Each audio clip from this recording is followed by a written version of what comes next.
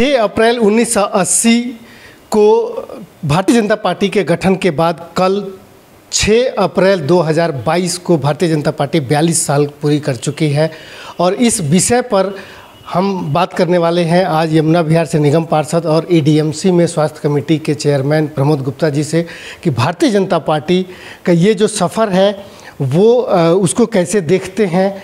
ये अभी केंद्र सरकार में पूर्ण बहुमत तक पहुंची है, इसमें कौन कौन सी बाधाएं रहीं, कौन कौन से ऐसे मुख्य तत्व रहे जिसके आधार पर भारतीय जनता पार्टी आज देश की सबसे बड़ी पार्टी बनी है। प्रमोद जी क्या कहेंगे, क्या क्या तत्व हैं जिसको लेकर के भारतीय जनता पार्टी दुनिया की सबसे बड़ी पार्टी है? सबसे पहले तो मैं आपके माध्यम से आपके सभी दर्शकों को नमस्कार करता हूं और हर उस व्यक्ति को नमन करता हूं जिनके विचारों से, जिनके भाव से, जिनकी सपोर्ट से, जिनके सहयोग से, या दूसरे शब्दों में कहें हम भारतीय जनता पार्टी में कहते हैं देवतुल्य कार्यकर्ता, जिन कार्यकर्ताओं को जो प्रत्यक्ष रूप से कार्यकर्ता हैं और अप्रत्यक्ष रूप से जो कार्यकर्ता हैं जो समाज में अपने दैनिक कामों को करते हुए भारतीय जनता पार्टी को जिंदा रखने का काम कर रहे हैं। आज भारतीय जनता पार्टी 42 वर्ष की युवा हो गई। 6 अप्रैल 1980 को भारतीय जनता पार्टी की स्थापना हुई। हमारे पहले अध्यक्ष श्रद्धेय अटल बिहारी वाजपेयी थे। उसके बाद से आज तक भारतीय जनता पार्टी निरंतर अपने विचारों को समाहित करते हुए एक छोटी सी नदी से आज सागर और सागर से एक विश्व का महासागर बन गई है। 2 लोकसभा की सीटों से शुरुआत की थी, जनता की सेवा की। आज निरंतर 2014 से अब तक लोकसभा के अंदर हमारी सरकार है, जनता की सेवा कर रहे हैं। और एक विचार का जब अंकुर फूटता है तो उसका वृक्ष कैसा होता है वो आप सब देख रहे हैं। ये विचार फूटा सन 1951 में जनसंघ के नाम से। जनता पार्टी पहले जनसंघ के नाम से जानी जाती थी। सन 1951 में उसका गठन हुआ। श्यामा प्रसाद मुखर्जी उसके अध्यक्ष थे, दीनदयाल उपाध्याय जी, बलदेव मधोक जी, और महान लोगों ने अपना रक्त देकर, अपना बलिदान देकर एक विचार को जिंदा रखा। उन्होंने इमरजेंसी भी झेली, अत्याचार भी झेले, और उस पार्टी से एक नई पार्टी का उदय हुआ जिसे भारतीय जनता पार्टी के नाम से हमने जाना। और वह विचार आज पल्लवित पोषित होकर पूरे विश्व की नहीं, पूरे देश की ही नहीं, पूरे विश्व की सबसे बड़ा राजनीतिक दल बनकर उभरा है। और उस दल के नेता हमारे यशस्वी प्रधानमंत्री नरेंद्र मोदी जी को न सिर्फ भारत ने, पूरे विश्व ने एक सहज रूप से एक बड़े नेता के रूप में स्वीकारा है। निश्चित ही हम सब के लिए गौरव के विषय है। हम अच्छा कर सकें, ये विचार हमारे पार्टी के दिए संस्कारों से झलकता है। हमारी पार्टी का मूल सिद्धांत है पहले राष्ट्र, फिर संगठन, उसके बाद मैं स्वयं। तो इन विचारों के साथ हम लोग काम करते हैं। बहुत बहुत बधाई देना चाहता हूं मैं सभी को 6 अप्रैल के इस स्थापना दिवस के लिए कि भारतीय जनता पार्टी की जो विचारधारा है उसको लेकर के और भारतीय जनता पार्टी का लोकतांत्रिक ढांचा को लेकर के। सबसे पहले अगर विचारधारा की बात करें तो अंत्योदय, एकात्म मानववाद जैसे विचार को लेकर के चली भारतीय जनता पार्टी आज सबका साथ, सबका विकास और सबके विश्वास तक पहुंची है। इन तीनों विचारधाराओं के बीच में एक विवाद भी बना, एक आरोप भी ये लगते रहे हैं, वो चाहे धर्म की तुष्टीकरण की बात हो या फिर दूसरे अन्य कई ऐसी चीज़ें भी। भारतीय जनता पार्टी का जो ये सफ़र है उसमें कहाँ देखते हैं कि आपकी पार्टी ने ऐसे समयों पर बहुत संघर्ष किया है तब यहाँ तक पहुँच? निश्चित एक विचार जब उत्पन्न होता है और उसे लागू करने के अंदर बहुत संघर्ष करना पड़ता। और ऐसे माहौल में जहाँ पर जो पहले सरकारें थीं वो इन विचार को दबाने के लिए हर प्रकार के बल का प्रयोग किया। हमारे अध्यक्ष दीनदयाल उपाध्याय जी, श्यामा प्रसाद मुखर्जी अब एक विचारों के लिए मार दिए गए। वो नारा आज भी याद करके शरीर में रक्त का प्रवाह तेज हो जाता है कि जहाँ हुए बलिदान मुखर्जी वो कश्मीर हमारा है, वो सारे का सारा है।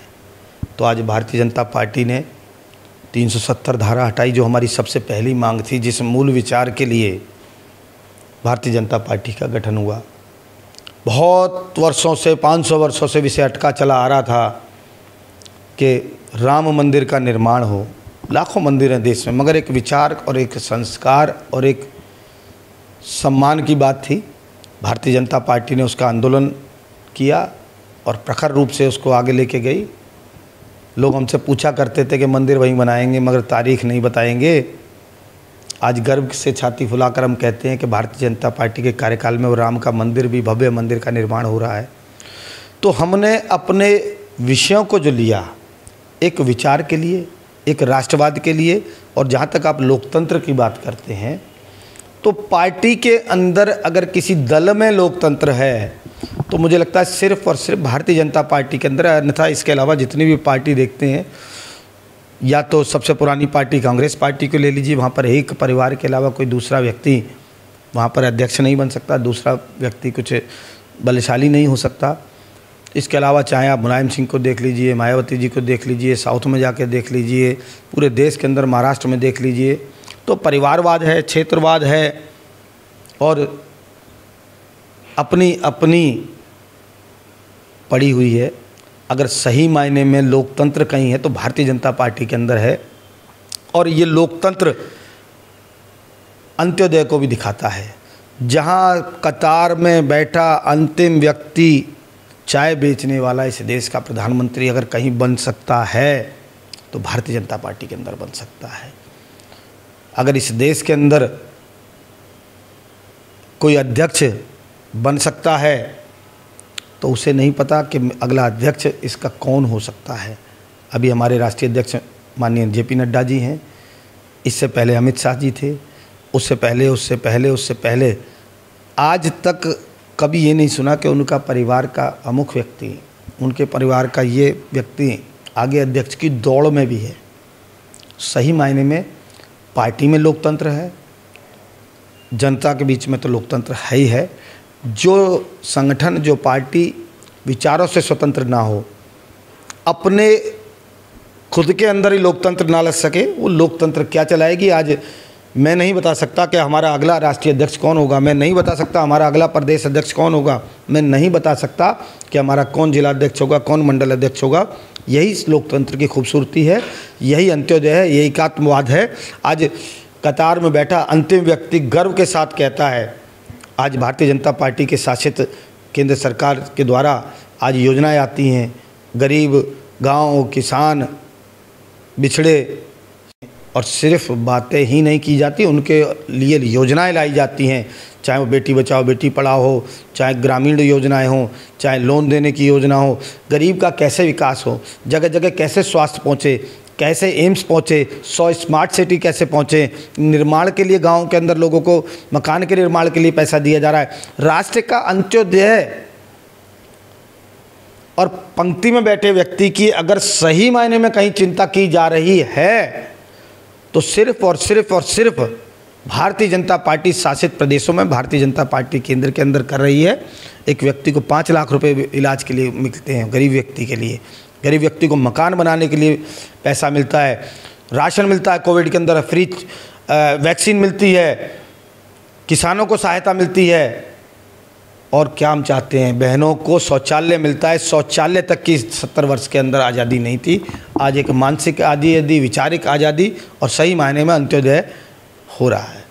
एक सवाल, अभी लोकतंत्र की बात की आपने, तो लोकतंत्र में जिस लोकतंत्र की आप पार्टी में बात कर रहे हैं, उसी लोकतंत्र को लेकर के एक आरोप ये भी है कि भारतीय जनता पार्टी अपने विपक्ष या फिर अपने से प्रतिस्पर्धी विचारधारा या दूसरे विचारधाराओं का भारतीय जनता पार्टी के जो नेतृत्व है उसमें कोई स्वीकार्यता नहीं है।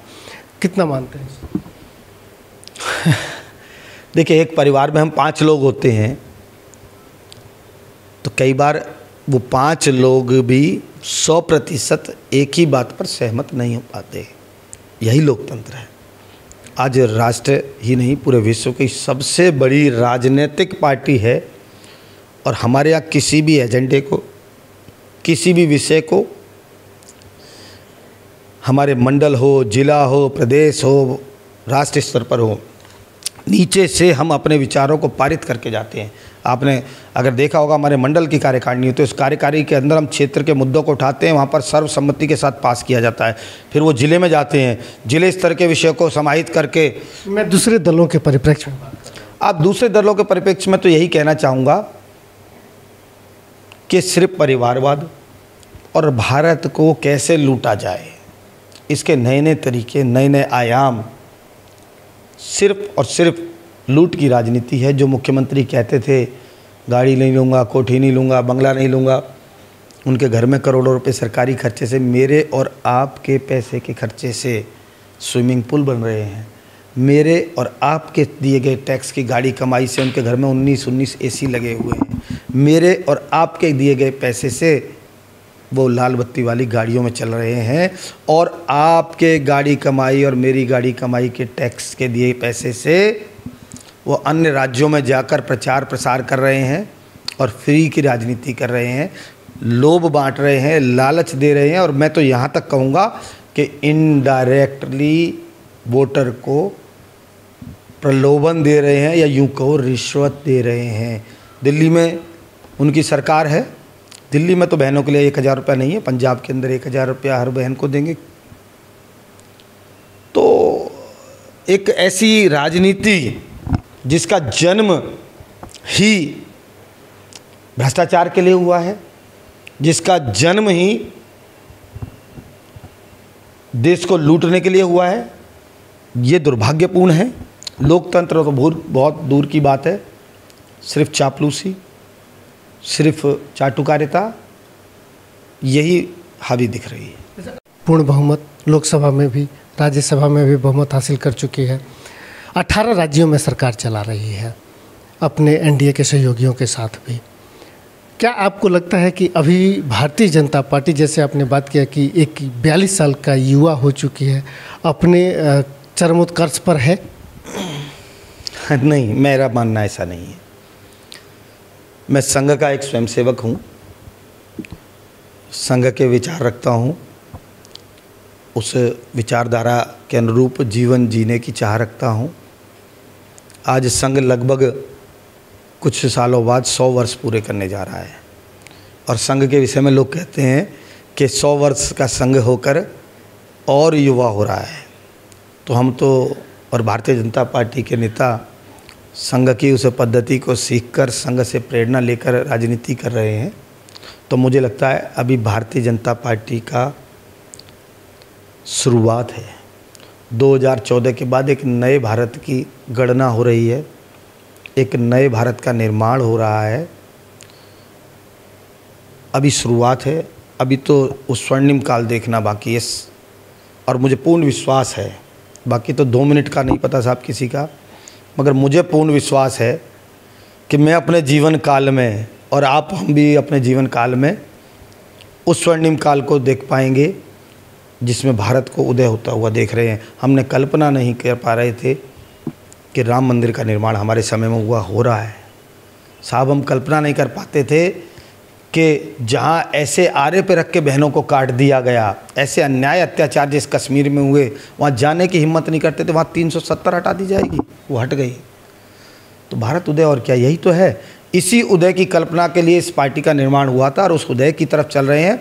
और निश्चित ही भारत विश्वगुरु बनेगा, और आपके और हमारे देखते देखते बनेगा, मुझे ऐसा विश्वास है। एक इसी से जुड़ा एक सवाल निकलता है कि भारतीय जनता पार्टी हमेशा से मुस्लिम तुष्टीकरण की राजनीति का आरोप कांग्रेस पर लगाती रही है। ठीक इसके विपरीत अब भारतीय जनता पार्टी पर हिंदू तुष्टीकरण की राजनीति का आरोप है। आपको नहीं लगता कि ये सिर्फ सिक्के के पहलू बदल गए हैं? जैसे चश्मे से देखेंगे वैसा ही दिखेगा। मुझे लगता है जो आरोप इस प्रकार का लोग लगाते हैं वो एक निर्धारित चश्मे से देखने का काम करते हैं। भारतीय जनता पार्टी और भारतीय जनता पार्टी के नेता एक शब्द कहते हैं, सर्वे भवन्तु सुखिनः सर्वे सन्तु निरामया, या दूसरे शब्दों में कहें सबका साथ सबका विकास, या और उसे कहें हमारे प्रधानमंत्री हर जगह एक बात कहते हैं कि मैं 130 करोड़ देशवासियों की बात करते हैं, वो सबकी बात करते हैं, सबके विकास की बात करते हैं। हाँ, मैं व्यक्तिगत तौर पर एक चीज़ का पक्षधर ज़रूर हूँ कि किसी भी एक वर्ग विशेष को, चाहे उसे किसी धर्म के नाम पर, चाहे उसे किसी जाति के नाम पर, चाहे उसे किसी भी क्षेत्रवाद, सांस्कृतिकवाद, विचारवाद के नाम पर विशेष दर्जा नहीं मिलना चाहिए। कोई शोषित है, कोई वंचित है, कोई पीड़ित है, उसकी सहायता करना ना सिर्फ हमारा कर्तव्य है, परम धर्म भी है। वो होना चाहिए उस वर्ग को, समाज को उठा के ले जाने के लिए, मगर धर्म के नाम पर तुष्टीकरण नहीं होना चाहिए। तुष्टीकरण तो इस देश में हिंदुओं का होता है। जो हिंदू काट दिए गए 30-32 वर्ष बाद भी वो एक फिल्म के माध्यम से अपनी आवाज़ उठाने की कोशिश कर रहे हैं, और हमारे यहाँ चुनी हुई सरकारें उनका मजाक उड़ा रही हैं। विधानसभा में खड़े होकर रावण की और कैकेयी की सी हंसी हंस रहे हैं। उनके जख्मों पर आप मरहम नहीं लगा सकते तो उनके जख्मों पर मिर्च ना लगाओ। ये राजनीति का बहुत गंदा पहलू ये देश देख रहा है। देश की उन्नति के लिए एक मजबूत विपक्ष, देश की प्रगति के लिए एक उज्जवल विपक्ष, एक वैचारिक रूप से मजबूत विपक्ष भी जरूर होना चाहिए, जिसकी कि मुझे बहुत बड़ी कमी लग रही है। लेकिन के आधार पर चुनाव हो रहे हैं, ये खुद मुख्यमंत्री आदित्यनाथ ने कहा इस बार के चुनाव में। ये कहीं ना कहीं आप जो कह रहे हैं या पार्टी जो कह रही है उससे अलग हटके ये बात नहीं दिखती? नहीं, 80 और 20 का मतलब क्या है? हमारा मानना ये है कि 80 लोग जो हैं, 100 में से 80 आज हमको बहुत पसंद करते हैं, हमारे कामों को बहुत पसंद कर रहे हैं। कहीं 20 लोग किन्हीं भी कारणों से अभी हमारे कामों से, हमारी बातों से शायद सहमत ना हो। हमारा प्रयास है, उनको भी लाएंगे, उनको भी अपने साथ है, मगर इसका मतलब ये नहीं है। आज मैं जनप्रतिनिधि हूँ, मुझे जो वोट हुआ उसका 60% क्षेत्र का वोट मेरे हक में गया, मगर क्या 40% लोग जिन्होंने मुझे वोट नहीं दिया, जिन्होंने मुझे नहीं चुना, मेरा कर्तव्य उनके लिए भी काम करने का उतना ही है जितना जिन्होंने वोट दिया। तो 80 और 20 का मतलब काम से नहीं है। जब बिजली आती है 24 घंटे तो किसी जाति वर्ग देख के नहीं आती, उन 20 के लिए भी आती है। जब अनाज बंटता है तो कोई नाम देख के, तो रहीम खान या पंडित जी देख के नहीं दी जाती है, वो सबको बराबर दी जाती है। जब बढ़िया हाईवेज़ का निर्माण होता है, और ख़ास तौर पे आपने यूपी की बात की, वो तो हाईवेज़ का अब राज्य बनने जा रहा है, तो उस पर किसी वर्ग विशेष को देखकर हाईवे पर चढ़ने की अनुमति नहीं दी जाती। तो उन्नति राष्ट्र के सबके लिए है, सबके लिए थी, है और रहेगी। और मैं तो उस 20% वर्ग से भी कहूँगा कि शायद आपका दिल जीत पाने में अभी पूरी तरह कामयाब नहीं हो पाए हैं, मगर हम अपने कामों से, अपने बातों से, अपने व्यवहार से, अपने प्यार से आपका दिल जीता है और जीतेंगे। अंत में क्या कहेंगे भारतीय जनता पार्टी के कार्यकर्ता, समर्थक और इस विचारधारा से जुड़े लोगों के? अंत में मैं यही कहूँगा, एक गर्व की अनुभूति होती है मुझे इस पार्टी के एक छोटे से कार्यकर्ता होने पर, जब स्थापना दिवस के अवसर पर हमारा राष्ट्र का, पूरे विश्व का एक सबसे बड़ा नेता मंच से खड़ा होकर बोलता है कि मैं एक भारतीय जनता पार्टी का छोटा सा कार्यकर्ता हूं। जब हमारा नेता नरेंद्र मोदी जी खड़े होकर बोलते कि जो पार्टी आदेश करेगी मैं पार्टी के आदेश के अनुरूप कार्य करने की चेष्टा करूंगा, तो ये विचार, ये सोच जिस पार्टी की है, उस पार्टी के संस्कारों को, उस पार्टी के विचारों को, और हर उस व्यक्ति को जो इस पार्टी के लिए खपा है, हर उस व्यक्ति को जिसने अपना जीवन दिया है, अपना समय दिया है पूरा। कितने ही लोग आज पार्टी में नहीं रहे जो वो करके चले गए, आज तो हम फिर भी अच्छे काल में हैं, ऐसे काल में भी उन लोगों ने काम किया। मैं उनको हाथ जोड़कर नमन करता हूँ, उनको श्रद्धांजलि देता हूँ जो आज हमारे बीच में नहीं है। मगर एक विचार के रूप में, एक संस्कार के रूप में, एक आशीर्वाद के रूप में वो हमारे हृदय में जगह बनाए रखेंगे। मैं हर भारतीय जनता पार्टी के कार्यकर्ता को ये संदेश देना चाहता हूँ कि हम एक विचार के लिए, राष्ट्र के लिए काम कर रहे हैं, और जब राष्ट्र मजबूत होता है तो हर वर्ग मजबूत होता है, हर जाति मजबूत होती है, हर धर्म मजबूत होता है, हर क्षेत्र मजबूत होता है। और आपके एक राष्ट्र के लिए मजबूती के लिए काम करना है, भारतीय जनता पार्टी की मजबूती के लिए काम करना है। और भारतीय जनता पार्टी मजबूत है तो मुझे लगता है भारत को कोई झुका नहीं सकता, कोई दबा नहीं सकता। और अंत में वो एक पिक्चर का डायलॉग आजकल बड़ा फेमस चल रहा है कि मैं झुकेगा नहीं। तो भारतीय जनता पार्टी अपने कार्यकर्ताओं के दम पर कभी झुकेगी नहीं। आप सभी को मेरा नमन। जिनसे हम बात कर रहे थे, भारतीय जनता पार्टी के अब तक के सफ़र पर हमने बात की, विभिन्न पहलुओं पर बात की, विचारधारा पर हमने बात की। भारतीय जनता पार्टी आज दुनिया की सबसे बड़ी पार्टी है, तो इस निश्चित रूप से ये भी कहा जा सकता है कि भारतीय जनता पार्टी ही आज के समय में देश में एक पहली पार्टी है जिसको ये कहा जा सकता है कि कहीं ना कहीं लोकतांत्रिक जो व्यवस्था है, वो दलगत जो लोकतांत्रिक व्यवस्था है वो भारतीय जनता पार्टी में ये है, जैसा प्रमोद गुप्ता जी का मानना था। बाकी जो दूसरे दल हैं, ये आप भी समझते हैं कि जो दूसरे दल हैं उनमें जो लोकतांत्रिक व्यवस्था है वो कितनी है, और यदि राजनीतिक दलों में लोकतांत्रिक व्यवस्था नहीं है, वह राजनीतिक दल देश को एक लोकतांत्रिक मजबूत लोकतांत्रिक देश बनाने में कितने सफल हो सकते हैं और कितने असफल हो सकते हैं, इसका निर्णय आप खुद कर सकते हैं।